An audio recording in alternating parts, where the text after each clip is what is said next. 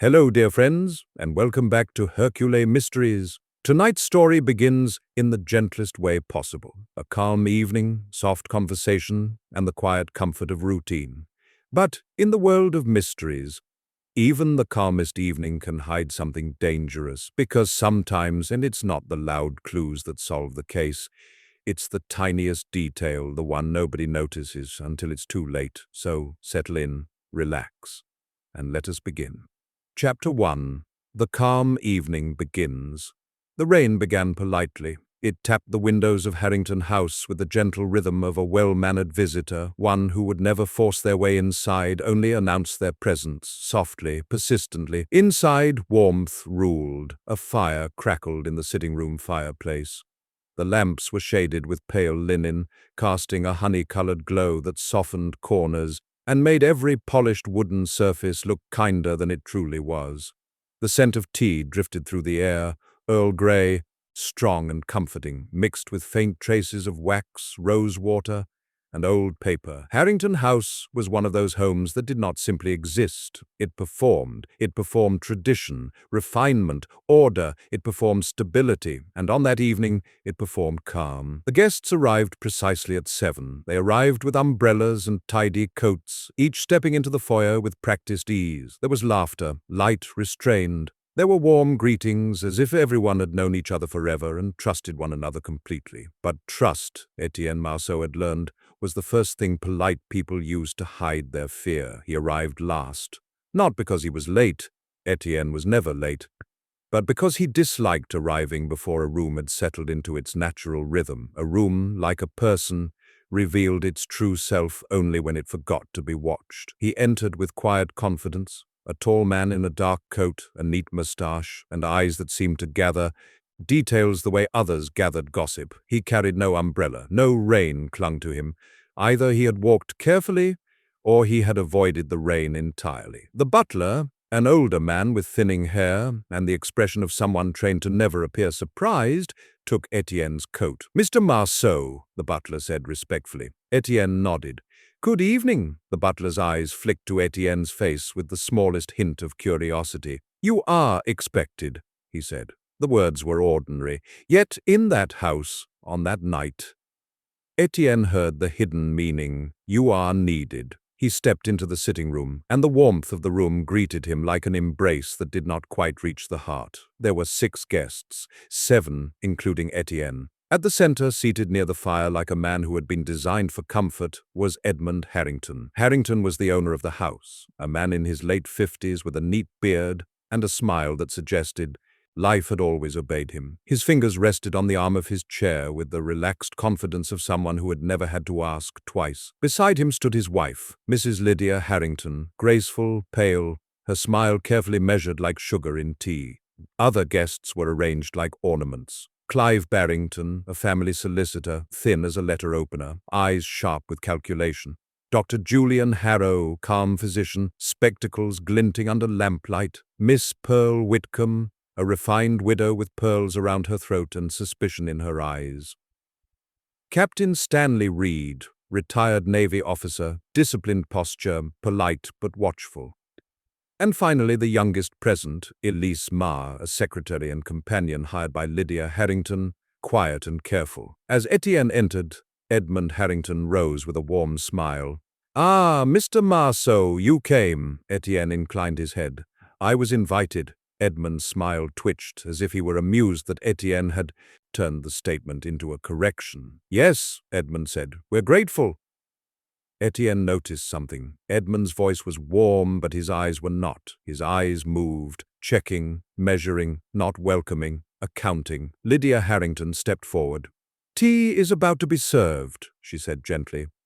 "We're so pleased you could join us." Etienne nodded. "Tea has always been a powerful reason to gather." A faint laugh moved through the group, small, polite, but Elise Marr did not laugh. Her hands were clasped tightly at her waist. She watched Etienne with an intensity that almost bordered on desperation, a silent plea. Etienne made a note of it. Tea was poured. The maid entered with a tray so carefully balanced it seemed to float. The cups were porcelain, rimmed in gold. A sugar bowl sat like a crown at the center, milk in a small silver jug, lemon slices arranged like pale moons. The maid was named Hannah Pike.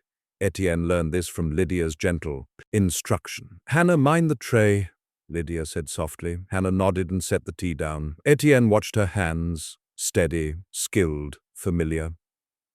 But there was tension in her shoulders, and her eyes avoided Edmund Harrington. That too, Etienne noted. The gramophone began playing, a calm tune, light piano, gentle violin.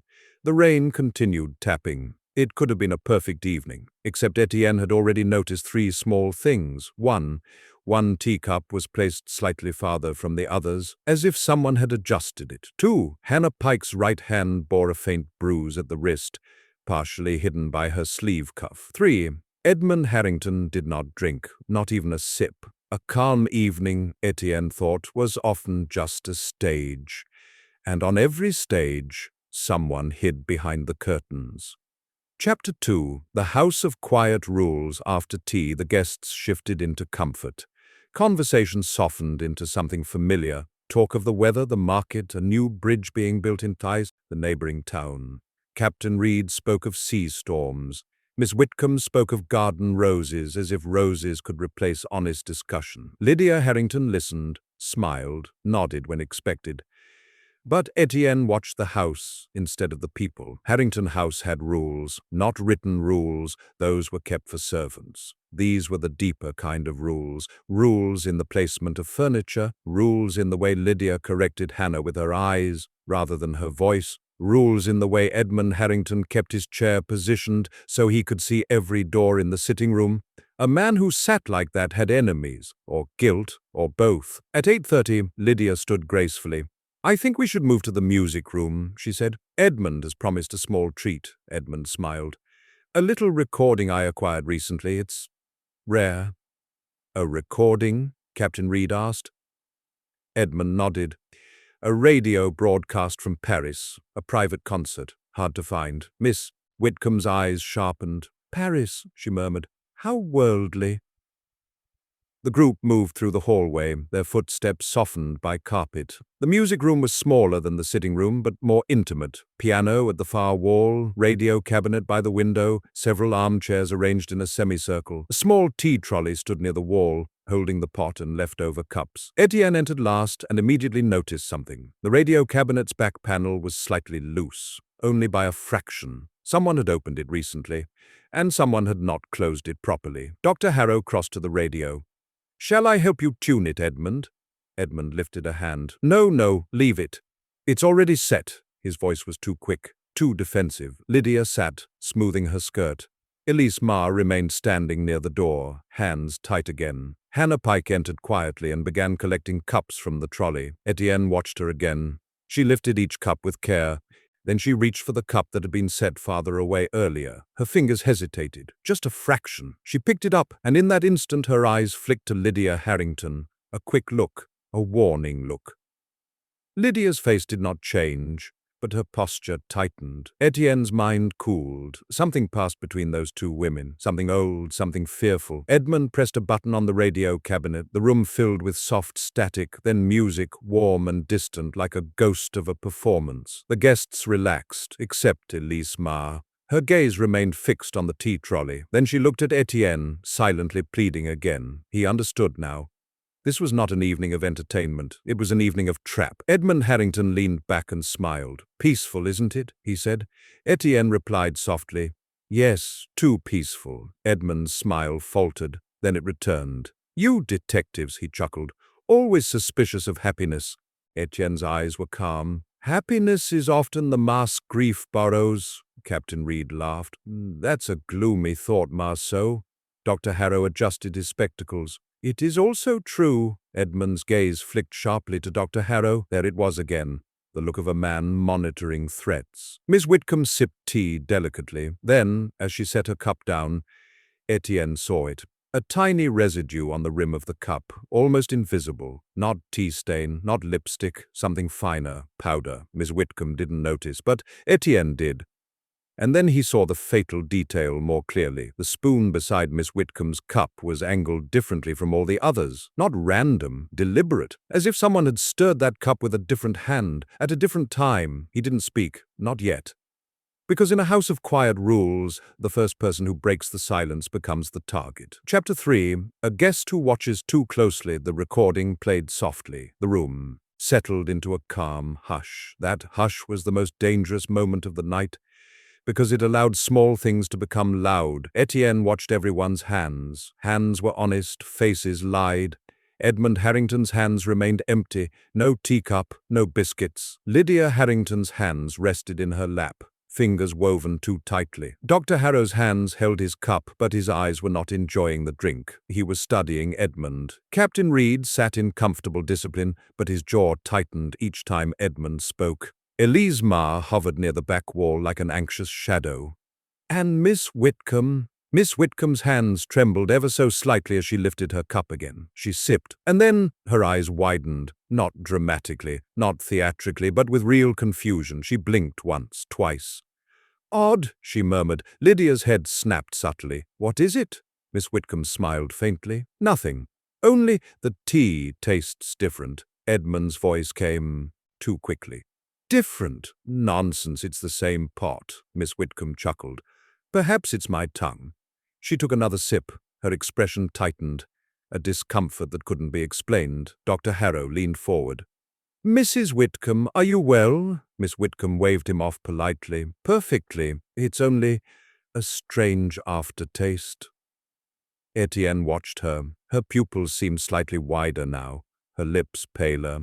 A faint sheen of sweat formed at her hairline, despite the warmth of the room. Not anxiety, physiology, poison, Etienne thought calmly, but not instant poison. Something crafted, something elegant. Elise Marr suddenly spoke, voice trembling. Please stop drinking. The room froze. Every head turned to Elise. Edmund Harrington smiled slowly. What did you say? Elise swallowed, eyes wet. Nothing, I'm sorry. Lydia's voice was soft but sharp. Elise, don't be dramatic. Elise looked at Etienne, and in that look, Etienne read the entire message. She knows, she saw, she's terrified. Miss Whitcomb's hand shook more visibly now. The cup rattled faintly against saucer. Dr. Harrow rose immediately. That's enough, Mrs. Whitcomb. Give me the cup. Miss Whitcomb's pride fought her fear. Doctor, honestly. But her words failed. Her throat tightened. She coughed once sharply. Then her hand slipped. The cup fell, shattering on the carpet. Tea spread outward, staining a pale floral pattern into something darker. And Miss Whitcomb collapsed back into her chair. Not violently, not theatrically, like a candle being snuffed. Captain Reed stood. Good God! Lydia screamed softly. Edmund Harrington did not scream. He stared. Then he whispered too quietly, No! But his voice did not contain surprise. It contained frustration, like a man watching a plan go wrong. Etienne stepped forward instantly. Dr. Harrow was already kneeling beside Miss Whitcomb, checking her pulse. She's alive, he said quickly. But her breathing is shallow. Etienne looked at the broken cup and damp carpet. The faint powder residue now glistened in the spilled tea, and he saw the fatal detail, the tiniest detail that made the entire case fall into place. Near the fragments of porcelain, a teaspoon lay half submerged. Its handle bore a faint scratch pattern, a scratch that matched only one spoon on the tea tray. And now Etienne understood. The poison wasn't in the pot. It wasn't even in the cup. It was on the spoon, a single spoon, treated with something that could dissolve into tea without trace. A killer's elegance, a calm evening, yet a fatal detail. Perfect Raheel, continuing now exactly from where we left off. As promised, I'm going to write this in full radio-style long narration with calm, pacing, voice-friendly paragraphs, suspense, without rushing CTA lines between chapters. Today I'll deliver Chapter 4 plus Chapter 5, long plus detailed. Then you'll say, continue CH6, and I'll continue until we cross 14,000 plus words. First Chapter 4, Tea, Music, and One Wrong Thing. For several seconds, nobody moved. The gramophone's soft melody continued playing, unaware that the room had changed forever. The fire still crackled gently in the fireplace. The rain still tapped at the window with polite patience. And yet Harrington House had become a different kind of place. Not a place of calm warmth, but a place of danger wearing a warm smile. Dr. Julian Harrow's voice cut through the silence like a calm blade. "Inspector," he said, looking toward the rear of the room, "we'll need help." There was no inspector, not yet, but his voice carried the assumption that authority would arrive soon, as though the house itself demanded it. Captain Reed stepped forward first, decisive as always. He grabbed the bell pull near the door and rang sharply. A servant would come.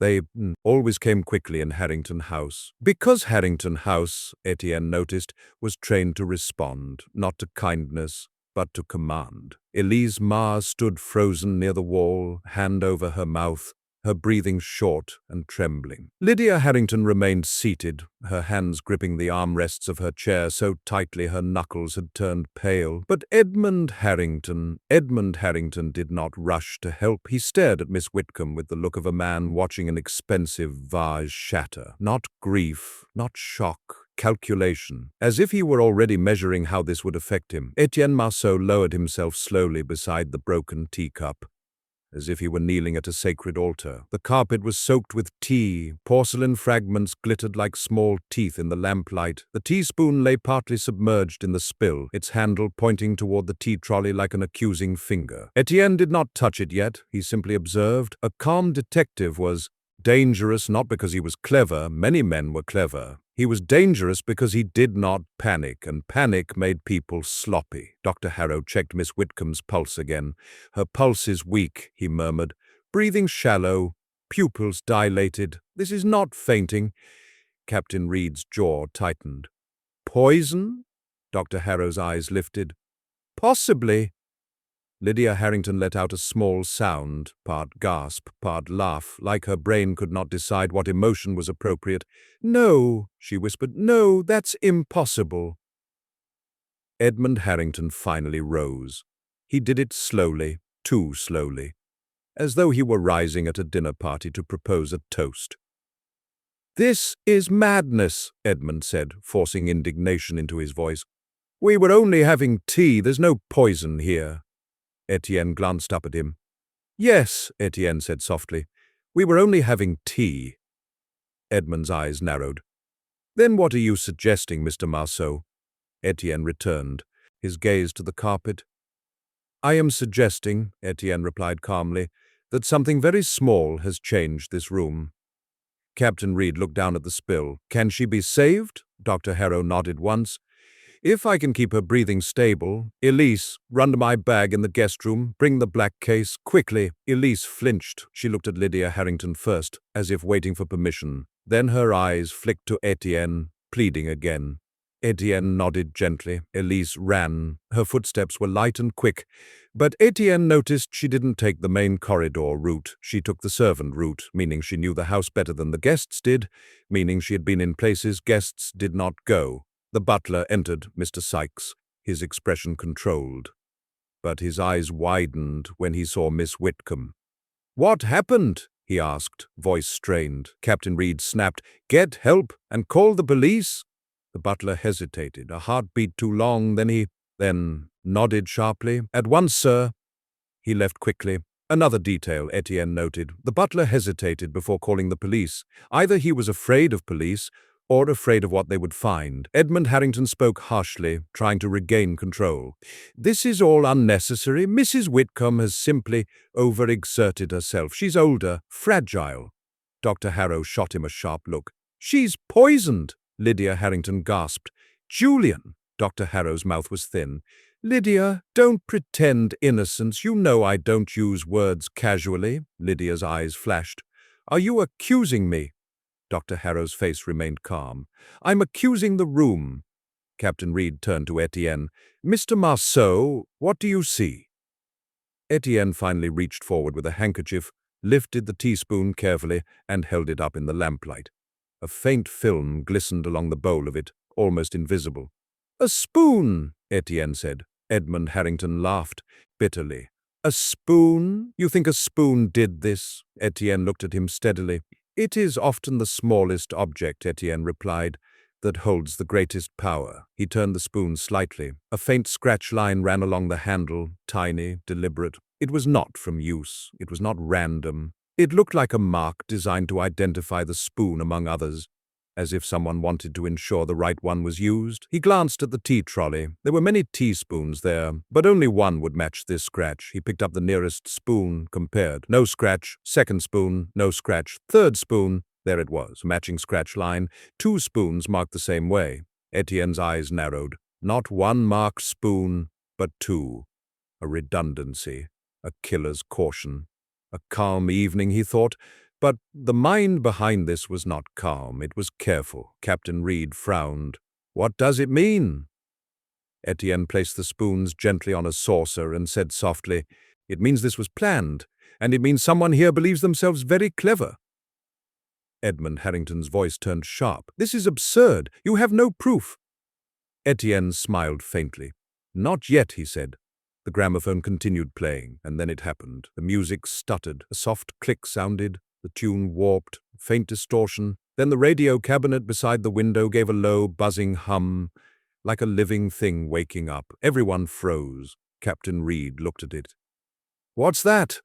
Lydia Harrington's face tightened. Dr. Harrow paused his work, listening, and Etienne felt the cold certainty settle. The evening had one more wrong detail, because the radio cabinet had not been turned on, and yet something inside it had activated. Edmund Harrington moved suddenly, too quickly, and reached toward the cabinet. I'll switch it off, he said. Etienne stepped forward instantly. Don't, he said softly. Edmund froze. Excuse me? Etienne's voice was calm, but absolute. Please, he said. Leave it.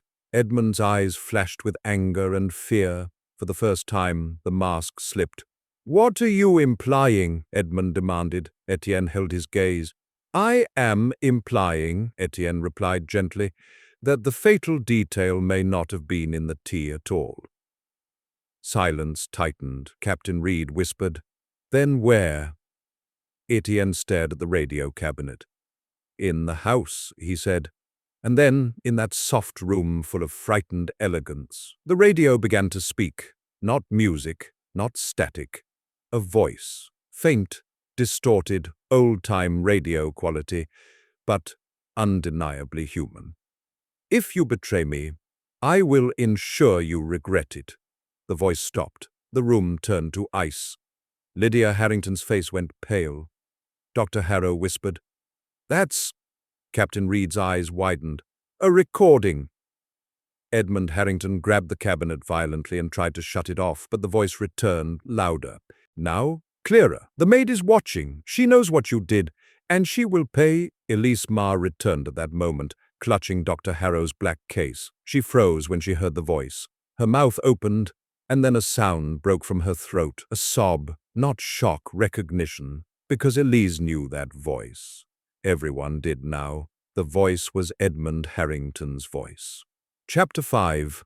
The fatal detail reveals itself. The voice ended abruptly, leaving only the crackle of fire and the tapping rain. For several seconds nobody moved. Edmund Harrington stood beside the radio cabinet, with his hands still on it, his chest rising and falling too quickly. His eyes darted around the room like a trapped animal's. Captain Reed stepped forward, voice hard. Edmund, he said, explain. Lydia Harrington rose slowly, trembling. That wasn't what it sounded like. Dr. Harrow looked at her sharply. Lydia, don't! Lydia's eyes flashed with desperation.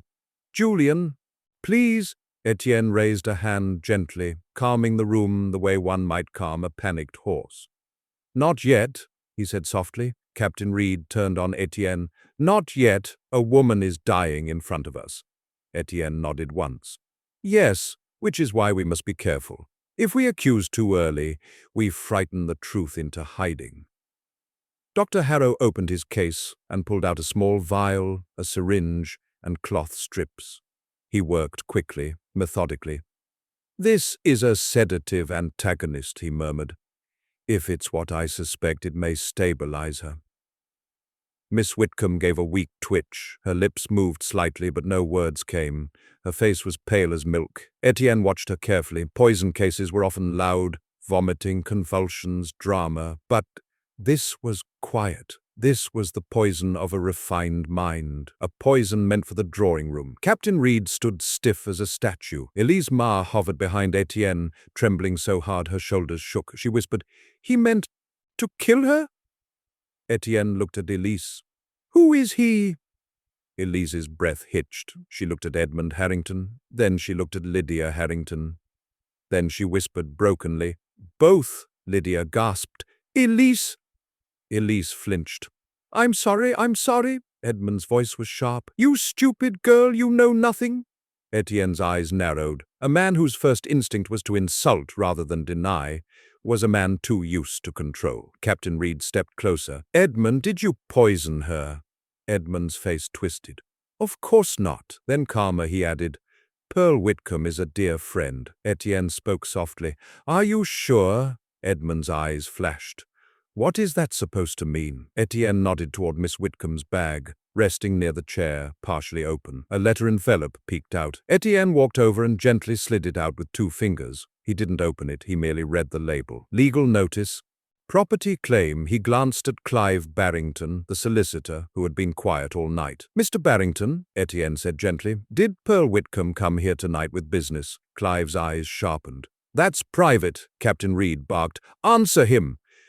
Clive swallowed. "Yes." Lydia Harrington went pale. Edmund Harrington's jaw clenched. Etienne smiled faintly. "Ah," he turned back to the room. "This evening was not merely tea," he said calmly. "It was a negotiation." Miss Whitcomb's eyes fluttered open briefly. Her lips trembled. And then she whispered, barely audible, "The will." A chill moved through the room. Dr. Harrow murmured, "She's speaking." Miss Whitcomb's lips moved again, breath shallow. "I have it." Edmund Harrington's face hardened. Etienne watched him with quiet precision. Then Etienne said the words softly, but they landed like iron. "Miss Whitcomb came to reveal something. That is why she had to be silenced," Edmund hissed. "Nonsense!" Etienne lifted one of the marked teaspoons again. "The fatal detail," he said, "was not just poison on a spoon." He paused. "It was the fact that someone used 2 marked spoons." Captain Reed frowned. "Why does that matter?" Etienne explained calmly, radio style. "Because if you plan to poison one person in a room, you only need 1 spoon, unless you fear something. Unless you fear the spoon will be lost, swapped, removed." He turned toward Lydia Harrington. "Unless you fear a maid." Lydia's eyes snapped up. Elise whispered, "Hannah." Captain Reed barked, "Where is the maid?" Silence. Hannah Pike had disappeared. The tea trolley stood unattended. The maid who served the tea was gone. Dr. Harrow looked up sharply. "She was here a moment ago." Etienne felt his mind lock into place. He turned toward the hallway. "Hannah Pike knows something," he said calmly, "and she is in danger." Captain Reed grabbed his coat. "Then we find her." Edmund Harrington's voice went hard. "She has duties. She'll be in the kitchen." Etienne looked at Edmund. "No," Etienne said softly, "she won't." Edmund's eyes narrowed, and Etienne finally saw it, clearer than ever. Edmund Harrington was not afraid of police. He was afraid of Hannah Pike. Because Hannah Pike was not just a maid, she was the keeper of the house's secrets. Captain Reed stormed out first. Etienne followed. Elise Marr followed too, despite trembling. Lydia Harrington remained behind, frozen beside Dr. Harrow and the dying woman. As Etienne stepped into the corridor, he heard something faint from above. A soft creak on the staircase, a slow step, then another. Not a servant, not Captain Reed. A slow, measured step, as if someone was walking carefully, carrying something heavy. Etienne lifted his head. In the upper landing shadows, a figure moved and vanished.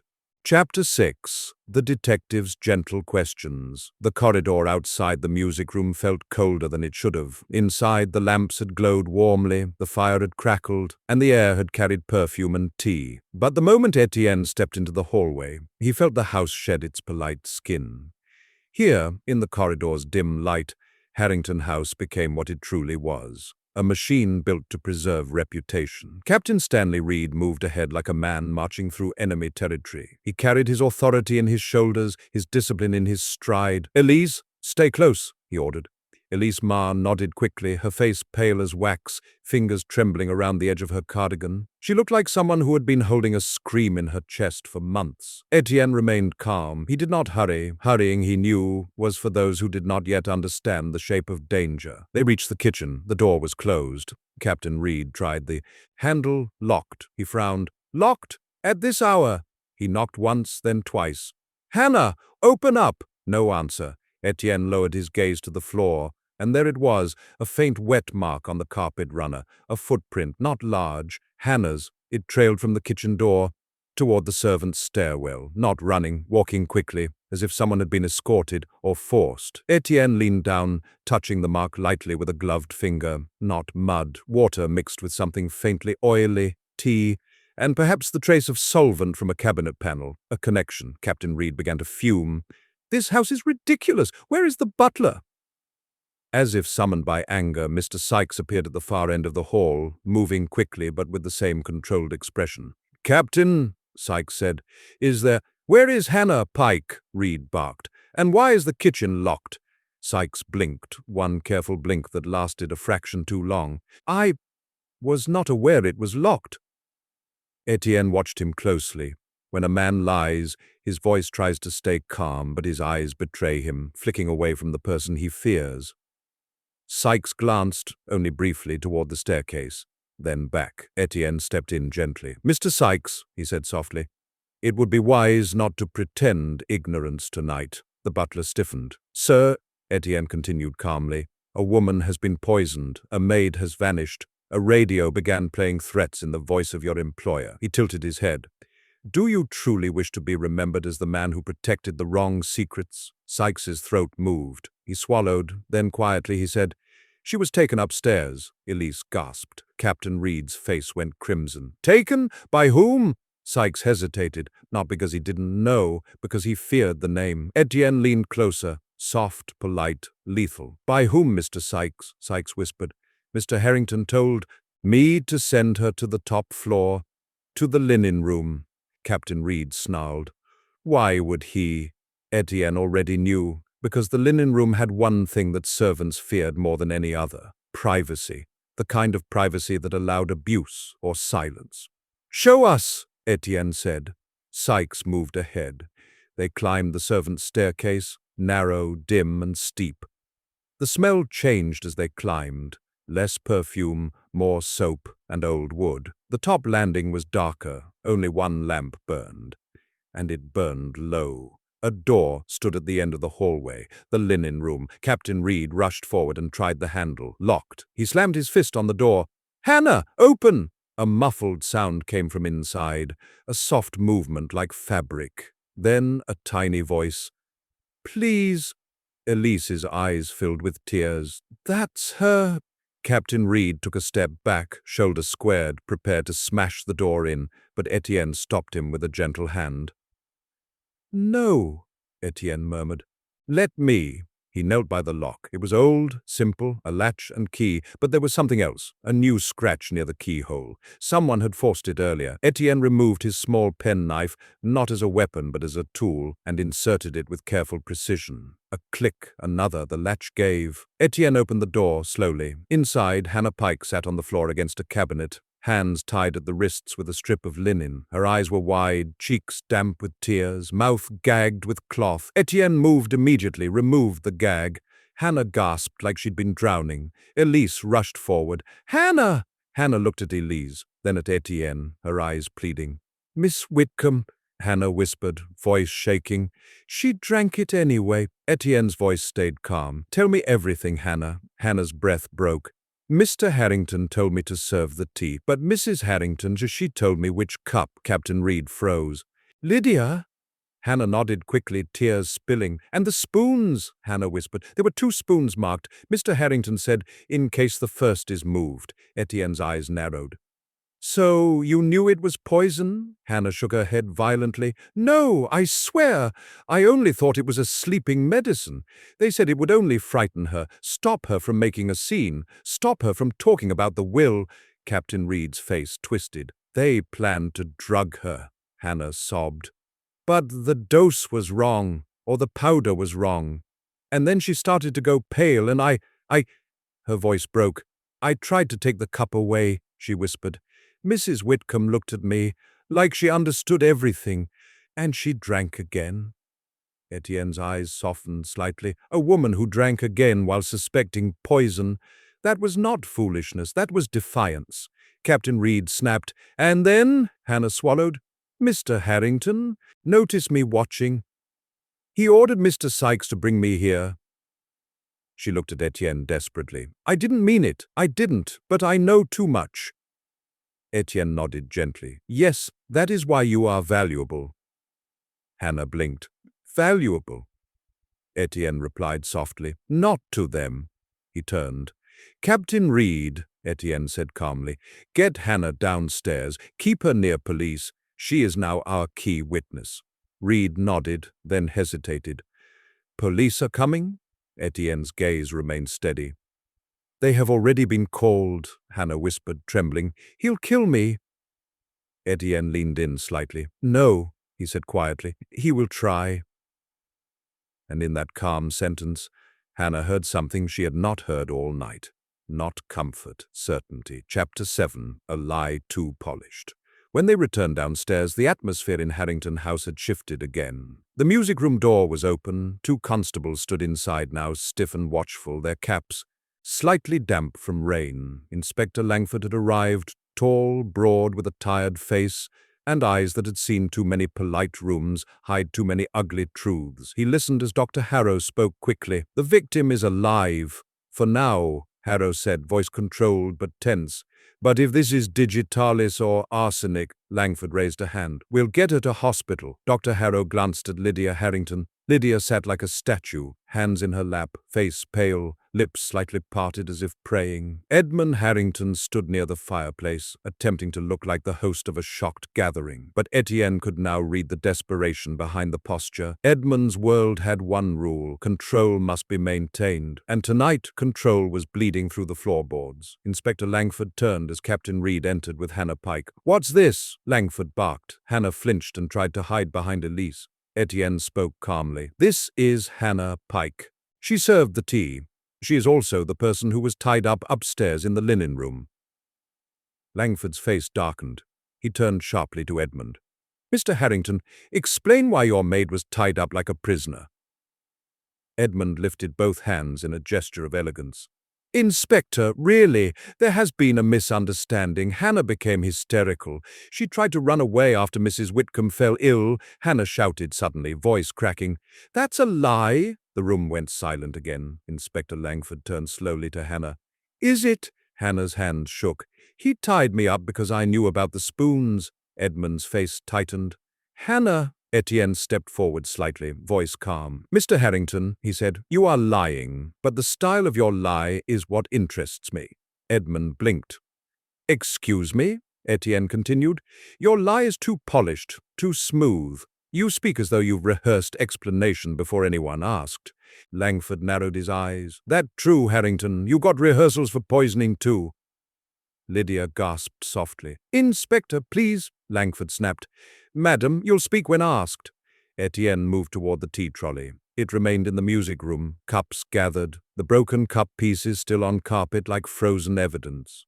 Etienne picked up the saucer where he'd placed the 2 marked teaspoons earlier. Both were still there. He held them up for the room to see. 2 spoons, Etienne said softly. Both scratched the same way. Captain Reed frowned. Meaning? Etienne explained gently like a radio narrator. If the poison was meant for Pearl Whitcomb, you needed only 1 spoon, yet you prepared 2. He looked at Edmund, then Lydia. Why? He asked. Lydia spoke quickly, voice trembling. Perhaps Hannah marked them. Perhaps she... Etienne turned his head slowly toward Lydia. Madam, he said softly, I admire your courage. Lydia blinked. Courage? Etienne's voice remained gentle. Yes, he said, it requires courage to lie so quickly. Lydia's face flushed with fury. How dare you? She hissed. Etienne nodded, calm. You see, anger is simpler than denial. It is more honest. Inspector Langford barked. Enough talking. Who poisoned her? Etienne held the spoons closer to the light. Then he did something that made everyone stare. He inhaled the faint scent on one spoon, then the other. His eyes sharpened. "One spoon smells faintly of bitter almond," Etienne said. The room stiffened. Dr. Harrow's face tightened. "Cyanide," Lydia whispered. "No," Edmund snapped. "Ridiculous." Etienne set the spoon down. "And the other spoon," he continued calmly, "smells of nothing." Captain Reed frowned. "So?" Etienne replied softly. "So one spoon was the killer's plan, and one spoon was a backup." The room tightened with dread. Etienne turned toward Hannah. "Hannah, who handled the tea trolley after tea was served?" Hannah hesitated, then whispered, "Mrs. Harrington." Lydia's head snapped up. "That's a lie!" Elise stepped forward suddenly, trembling but firm. "It's not," Elise whispered. "I saw her." Silence exploded into intensity. Lydia's face twisted. "Elise, you ungrateful little—" Inspector Langford barked. "Language!" Lydia's eyes burned. "She's lying because she's jealous." Elise flinched. "I'm not jealous, I'm scared." Langford turned to Elise. "What did you see?" Elise swallowed hard. "I saw Mrs. Harrington near the tea trolley," she said. "After the cups were cleared, she touched the spoons." Lydia's mouth opened, closed. Edmund stepped forward suddenly, voice sharp. "That's enough," he said, and something in Edmund's tone caused Etienne's senses to tighten, because that wasn't the voice of a frightened man anymore. That was the voice of a man ready to do something reckless. Edmund took one step toward the radio cabinet, and Etienne understood instantly. The cabinet was not only a cabinet, it was a weapon. Langford noticed too. "Stop moving!" Edmund's hand went behind the cabinet. A click sounded. The room's lights flickered. The gramophone stopped, and the radio cabinet began to hum again. But this time, it wasn't playing a recording, it was transmitting a live signal. A voice emerged from it, scratchy, distant, urgent. "Edmund! Edmund, answer me! The carriage is ready. Don't be stupid." Everyone froze. Captain Reed whispered, "Someone is outside." Etienne stepped closer to the cabinet, eyes narrowed. He recognized the tactic now, a criminal's old-time trick. Use a radio line like a private telephone, coordinate, escape, silence witnesses. Edmund's face turned gray with rage and fear. He shouted at the cabinet, "Shut up!" Inspector Langford lunged. Edmund shoved the cabinet hard. It toppled. The back panel burst open, and something fell out onto the floor with a sharp metallic clatter. Not a wire, not a tool, a small velvet pouch. Etienne picked it up, opened it calmly. Inside was a ring, a signet ring engraved with P.W. Pearl Whitcomb's ring. The room went cold. Langford whispered, "That's motive." Etienne looked at Edmund, and then very softly he said, "Mr. Harrington, you are not only poisoning a woman," he paused, "you are trying to steal her inheritance." Edmund's smile finally collapsed, and the house's calm was gone forever. Chapter 8. The Hidden Mechanism. The velvet pouch lay open on the carpet like a confession. Inside it, the signet ring with the engraved initials P.W. caught the lamplight in a cruel, steady gleam. It was small, tasteful, expensive, the kind of object people wore to remind the world that they belonged to it, and now it belonged to evidence. Inspector Langford picked it up.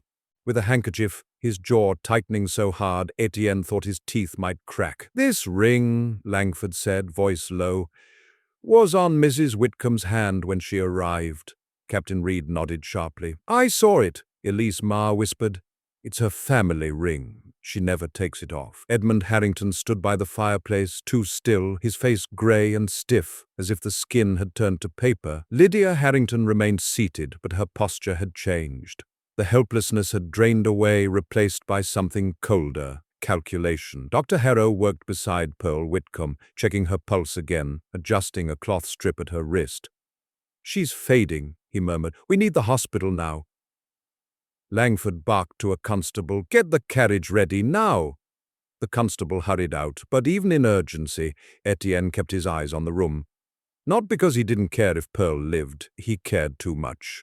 Because if Pearl Whitcomb died before, Speaking, the truth might become a puzzle with one key missing, and Etienne Marceau did not enjoy puzzles that allowed killers to remain elegant. He crouched by the radio cabinet, which now lay toppled on its side like a fallen idol. The back panel had burst open, exposing the inside, coils of copper, wiring, and a strange improvised mechanism that did not belong in a respectable music room. A radio, yes, but altered, modified, weaponized. Etienne ran his fingers along the panel edges, fresh scratches, new screws, a faint scent, metal, dust, and something else. Varnish, recently applied to hide new cuts in old wood. Captain Reed leaned in. "Can you tell what it does?" Etienne nodded slightly. "It is not only a radio," he said softly. "It is a messenger." Langford frowned. "A messenger?" Etienne tapped a small switch, tucked deeper inside the cabinet. "This switch allows the cabinet to transmit on a specific frequency," Etienne explained calmly, as if narrating a classic broadcast. "Not the public channels, a private band," Elise whispered, "like a secret telephone." "Yes," Etienne said. "Exactly." Lydia Harrington's voice came suddenly, sharp and defensive. "That's ridiculous. You're turning my husband's music cabinet into some criminal device." Etienne looked at her gently, and that gentleness somehow felt like judgment. "Madam," he said, "criminals often hide behind beautiful objects. It gives them comfort." Edmund's lips twitched. Langford rounded on Edmund. "Who are you talking to? Who was that voice?" Edmund tried to smile. It emerged weak and crooked. "You heard it wrong," Edmund said. "It was static." Langford's eyes narrowed. "Static doesn't say the carriage is ready." Captain Reed took a step toward Edmund. "You're coordinating an escape," Edmund snapped. "I am coordinating nothing." Etienne lifted a hand. "Inspector," he said softly to Langford, "may I?" Langford grunted. "Go on." Etienne knelt again at the cabinet and examined the wiring more closely. There were two main circuits, one for normal radio playback, and another, hidden, leading to a small metal component wrapped in cloth. Etienne unwrapped it. Inside was a miniature audio cylinder mechanism, the kind used to record a short message, then play it back. Not a gramophone record, not a public broadcast, a private looping message, a threatening voice, Edmund's voice. Captain Reed's eyes widened. "So he recorded threats?" Etienne nodded slowly. "He used the cabinet to intimidate," Etienne said. "And tonight, when the poison began working, he used it again." Langford spat. "Sick man?" Dr. Harrow spoke without looking up. "Not sick, calculating." Etienne turned the little cylinder gently, examining it. Then he noticed something else. A second slot, a second cylinder, missing. He looked toward the fireplace. Two marked spoons. Two cylinders. A redundancy pattern.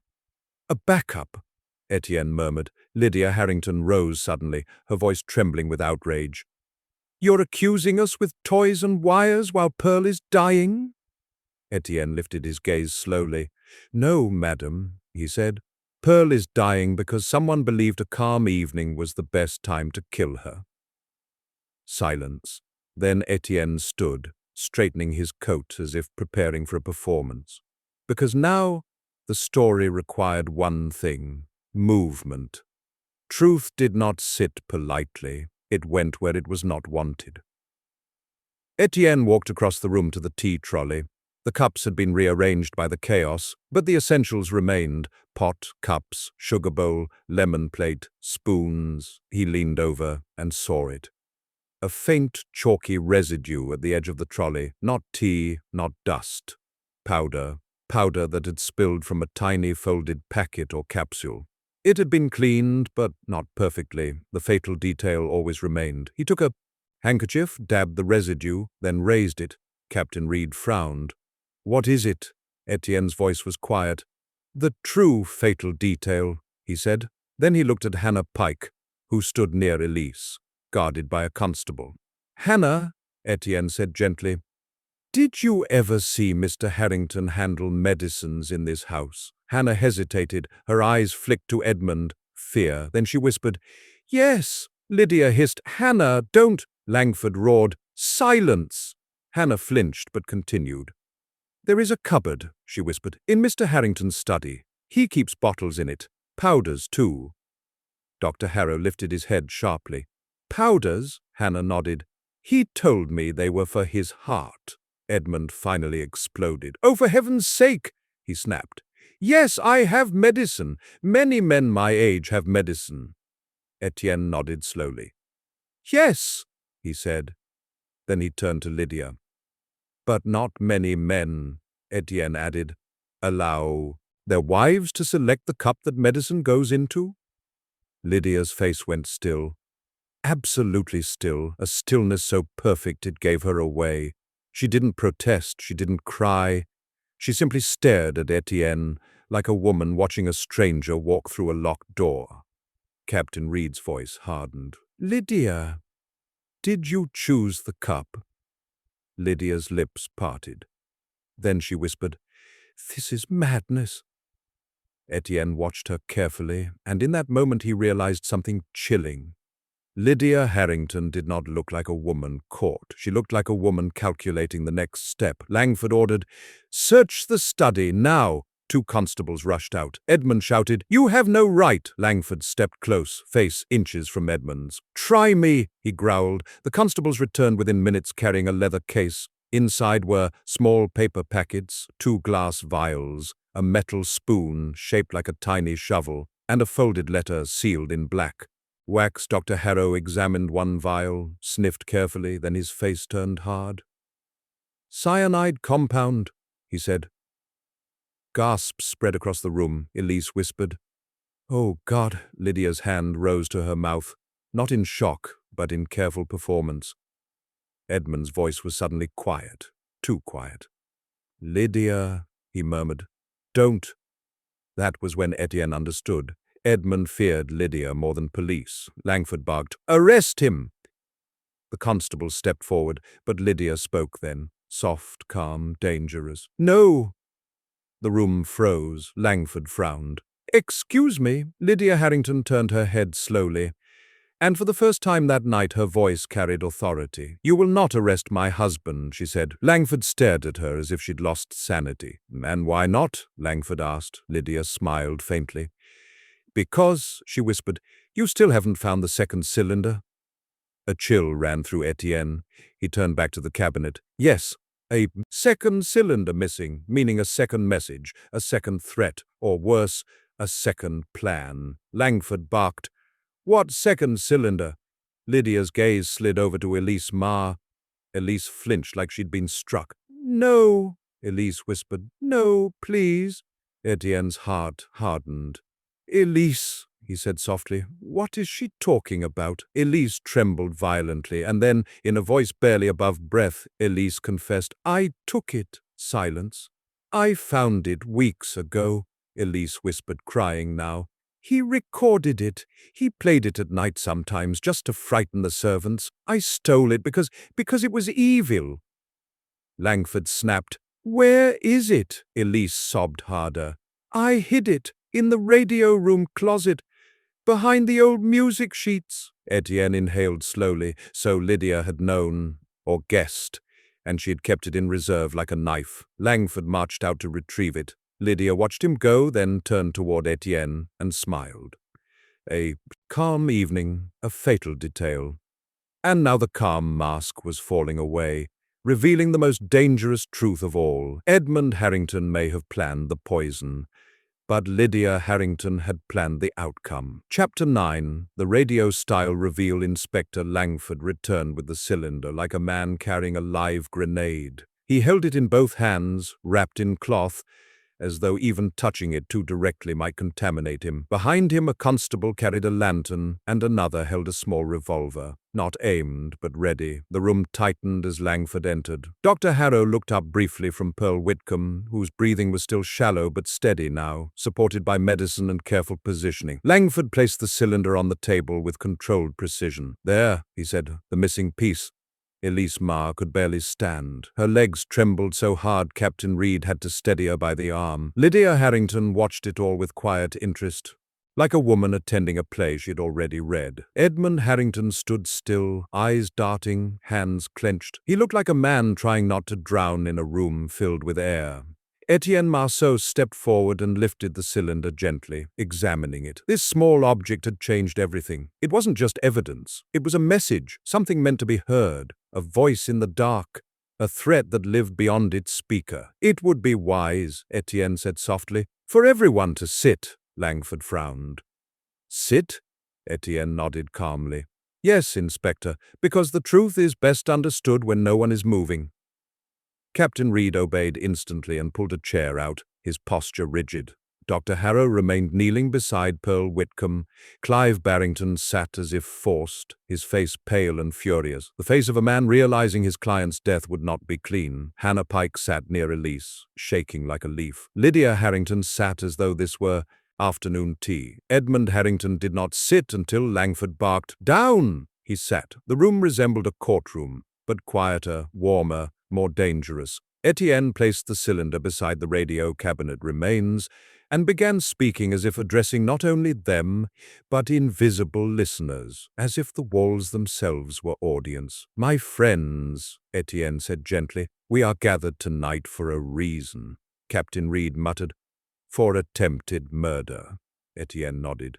"Yes, but also for something else." He looked at Pearl Whitcomb. "For inheritance," he said softly. Clive Barrington stiffened. Lydia's eyes sharpened. Edmund's jaw clenched. Etienne continued in the calm, rhythmic tone of an old-time broadcast. "Pearl Whitcomb came here tonight with a legal notice. She intended to challenge Edmund Harrington's claim to the Harrington estate." He lifted the envelope label again. Legal notice, property claim. "She did not come for tea. She came for truth?" Langford grunted. "Motive confirmed." Etienne raised a finger. "Motive, yes, but motive alone does not identify the killer." He walked to the tea trolley. The poison was delivered elegantly, not in the pot, not in the biscuits. He turned and held up the 2 scratched teaspoons. But on a spoon. Captain Reed's eyes narrowed. "Still stuck on that spoon, are you?" Etienne smiled faintly. "Captain," he said, "a spoon is a key when the room is locked." He placed the spoons down and looked around the room. "Now," he said softly, "let us examine the fatal detail." And he paused. Not for drama, for silence. Because silence, in a mystery, is where guilt begins to sweat. "The fatal detail," Etienne continued, "is not that Pearl was poisoned." He stepped closer to the radio cabinet. "The fatal detail was that the house announced its crime." Langford frowned. "Announced?" Etienne nodded, pointing to the radio, mechanism and cylinder. "Someone wanted fear," he said. "Someone wanted control." He turned toward Edmund Harrington. Edmund Harrington recorded threatening messages and played them through his radio cabinet. Edmund snapped, "Those were old recordings." Etienne nodded. "Yes, old and useful." Then he turned toward Lydia. "And Lydia Harrington understood something Edmund did not." Lydia's smile faded slightly, as if she disliked being discussed. "She understood that fear is more powerful when it sounds accidental," Etienne said. Captain Reed leaned forward. "Meaning?" Etienne spoke slowly, calm as prayer. "Lydia did not want Pearl merely frightened." He paused. "She wanted Pearl silenced. Permanently." A chill ran through the room. Edmund stared at Lydia. "No," he whispered. "No, Lydia." Lydia spoke softly. "Don't be dramatic." Her calmness was terrifying. Etienne turned to Inspector Langford. "Inspector." He said, "You believe Edmund poisoned Pearl because cyanide was found in his study." Langford's eyes narrowed. "Yes." Etienne nodded. "That is correct, partially." Langford stiffened. "Partially?" Etienne walked to Dr. Harrow. "Doctor," Etienne said softly, "what is Pearl's condition?" Dr. Harrow replied without hesitation, "Cyanide poisoning doesn't linger like this. Cyanide kills quickly. Within minutes, she would be dead already if cyanide were the primary poison." The room froze. Hannah Pike whispered, "Then what is it?" Dr. Harrow's voice was cold. Digitalis, he said, or something similar, slow, elegant, designed to mimic weakness, old age, heart failure. Clive Barrington swallowed hard. Captain Reed hissed, "So cyanide was a decoy." Etienne smiled faintly. "Yes," Etienne said, "a decoy, a loud poison, a crude poison, a poison that would make everyone shout murder." He looked at Edmund. "It was placed in Edmund's study as bait." Lydia's eyes hardened. Edmund's face twisted in horror. "Lydia!" Etienne lifted one of the scratched spoons again. "The spoon carried a slow poison," he said calmly. "Not cyanide." He pointed to the second marked spoon, and the second spoon was Lydia's insurance. Now Lydia finally spoke in full voice, still calm but edged.